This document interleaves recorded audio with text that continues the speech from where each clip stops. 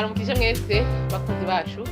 ikaze mwe amakuru ategekanye ikirere cyo kuri uyu wa kabiri ni kwigenekerezo rya gatatu ntwarante umwaka wa 2026 mu gatondo hitezwe yuko hazoboneka ikirere kimwo ibicu vyinshi mu Kayanza mu ntara ya Butanyerera imuramvya imwaro n'igitega mu ntara ya Gitega hamwe ni Bururi mu ntara ya Burunga